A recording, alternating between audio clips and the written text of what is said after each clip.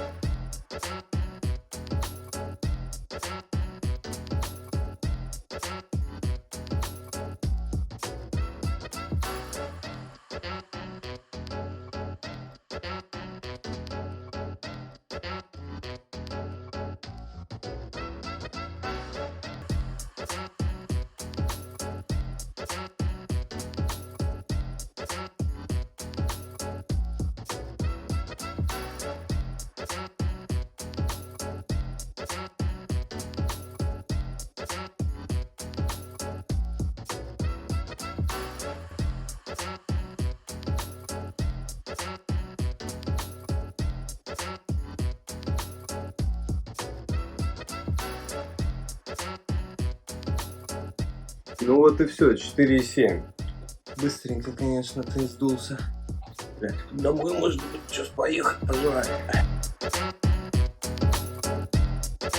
Что ж, пора поговорить об результатах и интерпретации теста. Вначале следует определить, являются ли все данные исходные мощности валидными, то есть можем ли мы на них опираться при анализе. Открываем TrainingPeaks, смотрим, значит, 2 часа заняла разминка, проведение теста и дорога назад со средней нормализованной мощностью 212 Вт, что в принципе подойдет как и тренировка. Смотрим дальше, да, то есть если мы посмотрим на графике, то есть вот я уже выделил ступеньки, И, соответственно, мы видим по розовым линиям то, что поддерживать определенную мощность очень сложно. Да? Давайте усредним наши графики и видим уже более пологие участки. И здесь я уже выделил наши зоны. То есть мы вначале проверяем, все ли ступеньки проведены равномерно, да, то есть открываем, например, 200 ватт, вторая ступенька, смотрим, средняя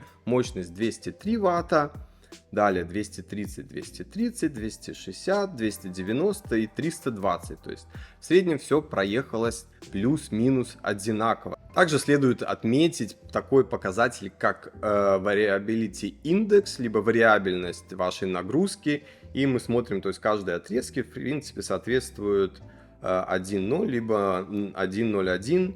Такая дотошность очень важна для последующего анализа, так как большой разброс в мощности просто исказит ваши результаты. Окей, то есть наши данные являются валидными, и мы можем их использовать для проведения теста. Однако, если мы посмотрим на разбежку на каждом из отрезков по мощности, то мы видим то, что в среднем до 30 ватт прыгает мощность, что является, конечно, очень большой разбежкой. То, о чем я говорил, то что это не стандартизированный тест. Ну ладно, мы же хотели посмотреть все-таки на лактат.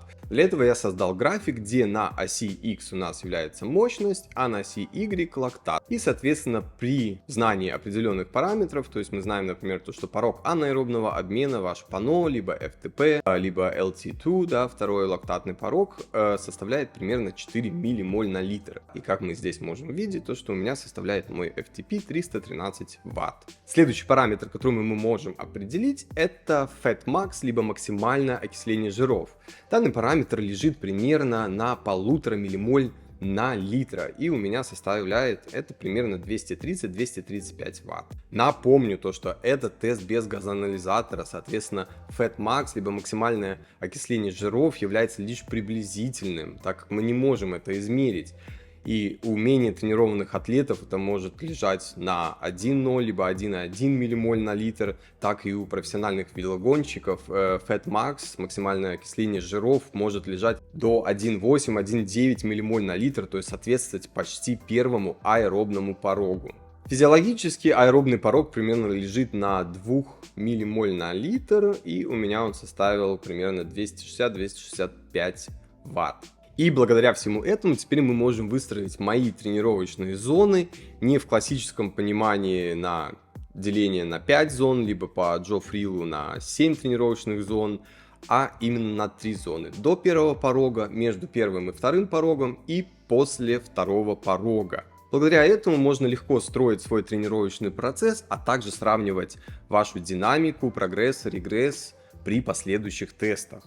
Если, конечно, спросить меня, доволен ли я результатами, нет предела совершенства, всегда хочется больше, но на самом деле тест отражает полностью то, где я есть, и то, к чему я стремился за последние месяцы тренировок. То есть моя цель была полностью приблизить максимально аэробный порог к анаэробному, то есть сдвинуть первый порог максимально вправо, а также увеличить мой максимальный жировой обмен, то есть стать более аэробно эффективным по метаболическим параметрам.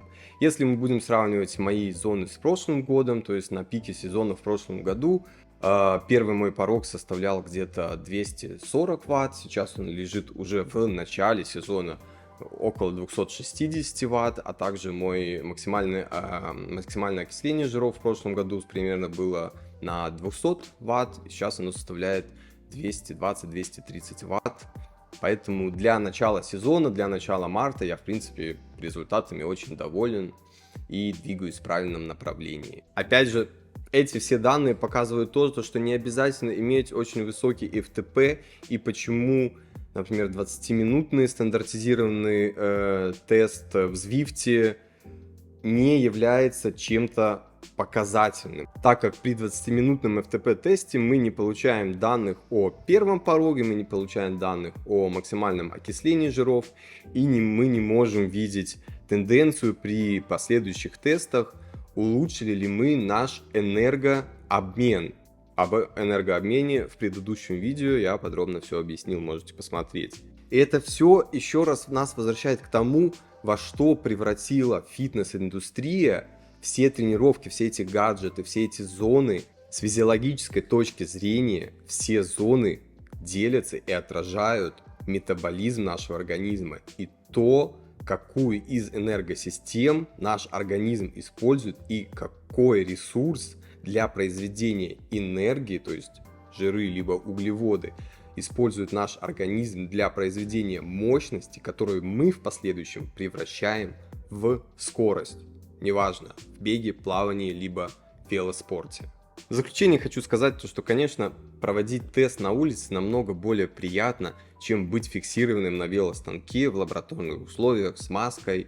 Поэтому, если есть такая возможность, то почему бы и нет. Однако, в любом случае, я рекомендую при имеющейся возможности хотя бы раз-два в год проводить лабораторные тестирования с газоанализатором, а полевые тесты использовать лишь для корректировки плана и изменения тактики в ходе вашей подготовки к вашим грядущим спортивным мероприятиям. Всем спасибо, пока!